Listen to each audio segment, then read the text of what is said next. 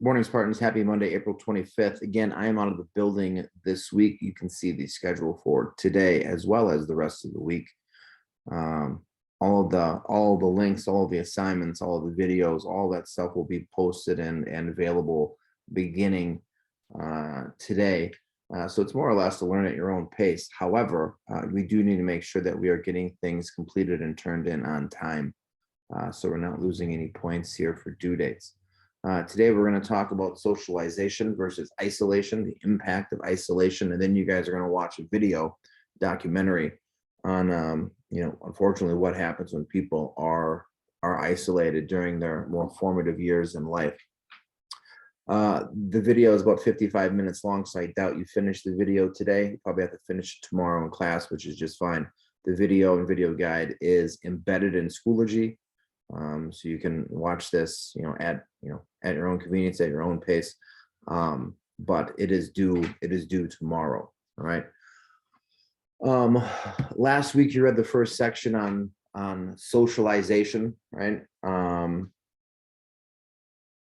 The first chapter talked about the importance of socialization in regards to the development of humans. Last unit we talked about culture.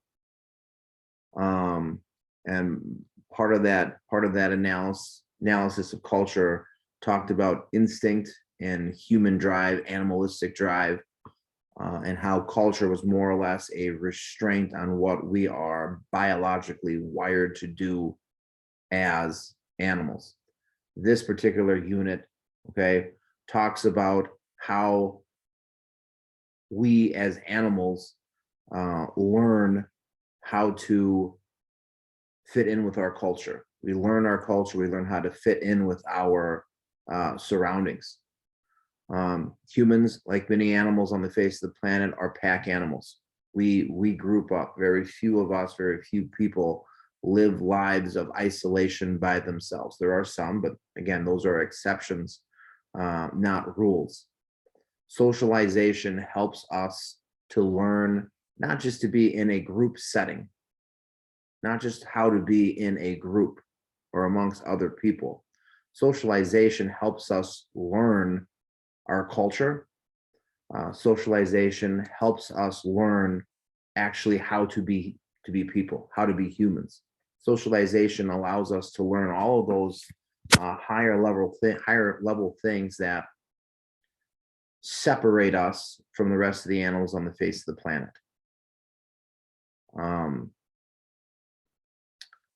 A lot of what we learn through socialization is kind of subconscious, unaware, inconspicuous transmission of information.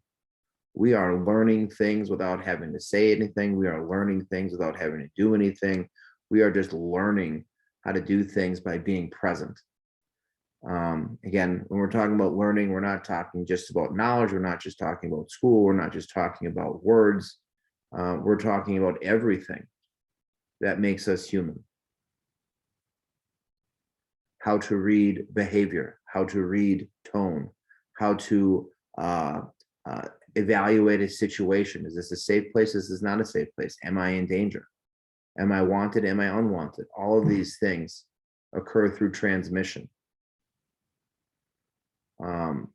Sometimes it's a little bit more empirical and basic. A lot of times it's advanced. All right. I would imagine you guys have been in a situation where you've walked into a room and you immediately felt uncomfortable with your surroundings. That's learned through transmission. That's learned through socialization. It's a lot more basic things that we've learned through transmission. If I were to ask you guys how to explain, fastening a button, you would say, grab the button with your hand. Well, this is what would happen. Versus through transmission, you would see that you take your thumb and index finger, you grab the button, you take your other thumb and index finger and you grab the opening of the shirt and you push the button through. There you go. There's a lot more subtle learning going on from transmission when we're constantly being socialized. This learning, and again, basic things like fastening a button, tying shoes, all the way up to more advanced things, being observant of your surroundings, and reading the situation. None of these things can be learned if you're isolated. There is some debate as to whether or not, if a person is isolated for a long time, will they ever be able to recover? Will they ever be able to make up that lost learning? There's a reason why we have across the country now dual immersion schools or language immersion schools. There's a reason why we're teaching first graders and kindergartners Spanish when they barely learn English or when they barely know English. Children have the ability to learn at a much more rapid rate than adults. Right? The expression, you can't teach an old dog new tricks, well, it fits here a little bit. The mind, the brain of a younger person is much more susceptible or receptive of learning new information. We're going to talk about, you guys are going to watch a documentary on, unfortunately, it's abuse of children, but the isolation of children. Can they recover from that lost period of socialization, or more probably accurately, learning through transmission? Socialization is what creates us as a person. Okay, socialization is what gives us all of the characters, all of the characteristics, excuse me, all of the individuality, all of the personality that we have as people. It's through socialization that, yes, we learn our culture. Yes, we learn how to be a part of a group, but it also develops us as who we are. The big debate is, if people are not socialized from the beginning, if they don't have that human interaction, can they make up for lost time? Obviously, the studying of humans is a little bit difficult because it quickly comes into, issues of abuse. Right? We learned that when we watched the video on the 3 identical strangers, the triplets that were separated at birth. Right? Studying humans is often more or less considered to be inhumane. I think we'd all agree with that. But it was studied with rhesus monkeys. Monkeys were isolated from groups. Monkeys were isolated from their parents. And obviously, there was a time period that was observed in those studies that, if a monkey went more than, well, I think it was, 3 or 6 months, it was more than 6 months, there was no recovery. They did not learn how to fit into the group. They did not develop those skills to fit into a group. They were never accepted by the group. Not to mention, and again, this goes back to the personality, this goes back to the creation of the individual person.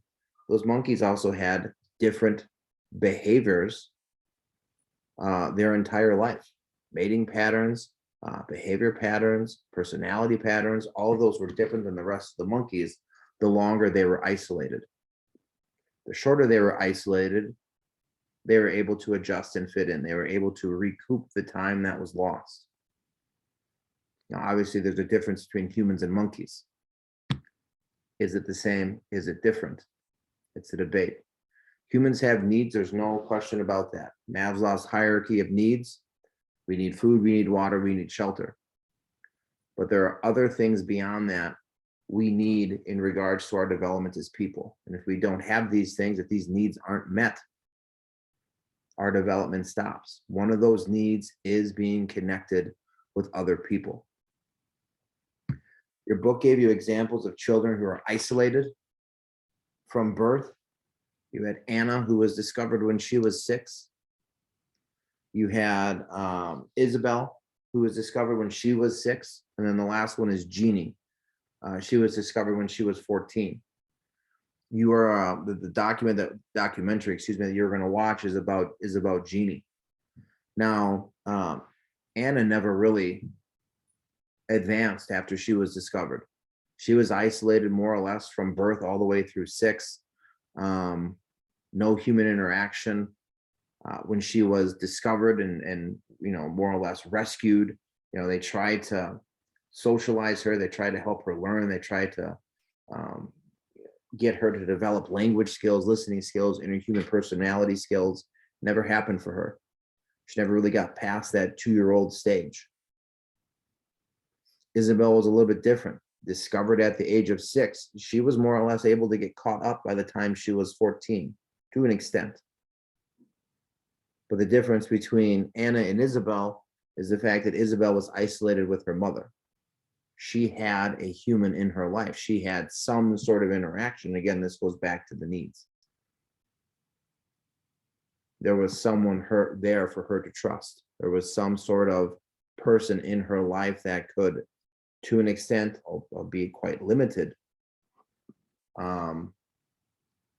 give her that human interaction. Jeannie is a completely different story. Jeannie was discovered when she was 14, more or less isolated her entire existence until her teenage years.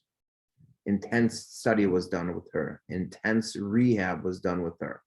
Would she ever be able to get past, her being discovered as a, more or less a toddler, an infant in a 14-year-old body? That is the debate. That is what scientists are trying to determine here. All right. We're not just talking about being the kind of the odd duck or the weird kid in the weird homeschool kid who doesn't quite know how to fit in, or the weird only child kid who doesn't know how to play nice in the group. We're talking about things like language, talking about things like interpersonal communication, love, trust, safety, affection, dependability. Can those things ever be learned? There's some debate. Isabelle was able to make some progress. Isabelle was more or less able to get caught up after a couple of years to more or less grade level standards. But again, she had a human in her life. If there's no human in their life, can that ever be acquired? Can a person ever, fully develop as a human if they do not have that interaction from the beginning? When we talk about, there's been a lot of study of auditory verbal learning. Many kids now who are born deaf or hard of hearing, they're actually able to kind of go through life being able to hear if it's diagnosed early enough, because those muscles in our ears that transmit sound so we can hear, we've realized if we can find a way to stimulate them through cochlear implants, through some sort of external auditory device, those bones will develop. They'll be exposed to vibration, and the person will be able to hear. The same argument is being made with the muscles in our throat, in our mouth. If those parts of our body are not being used, if they're not being developed, can they be developed later on? And that's the big debate. I would feel that they're not. If they're not used from the beginning, then it's really hard to develop those muscles. It's kind of a, if you don't use it, you lose it mentality. It's a little bit different than, when you switch seasons and you go from one sport to the next and you're sore after that first practice because you haven't used those muscles in a while. It's a little bit different than that. We're talking about muscles that have never been used before. And if they've never been used before, is there any way for them to develop so late in the game that they can actually be used? I would argue no, but the answer there is it's a little bit more complicated than that. We can't say for certain because, again, no one's going to go along with this experiment. So the documentary that you're watching is about Jeannie. Again, it takes on a couple of issues. It spends a lot of time taking on language, whether or not Jeannie can learn the language after being isolated for the first 14 years of her life. You're going to see her struggles with that. But it also talks about the development of the person, learning those human skills, those things that separate us, not skills, attributes, characteristics that separate us from the rest of the animal planet.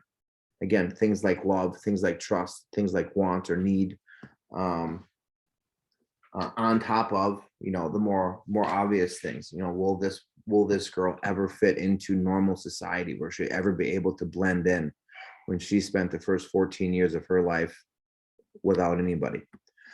So just to recap here, the video guide and the video are in Schoology. They're listed for today. They're due tomorrow. You will see the link to the video. It'll take you to another website, okay? And you can begin watching the documentary. The questions that you need to answer are obviously linked in the assignment itself. Should, for whatever reason, the link not work, I don't know why the link wouldn't work, it should work. If it doesn't work, the video, there's a DVD version of the video in the DVD player next to my desk. All right. Have the teacher turn on the stereo, have the teacher turn on the projector, have them press play on the DVD player. And then the only thing that you may need to do is hit the source button on the white remote to get it to the video player, the DVD player on the projector. But you should be able to do everything from your Chromebooks. Hope you enjoyed your weekend.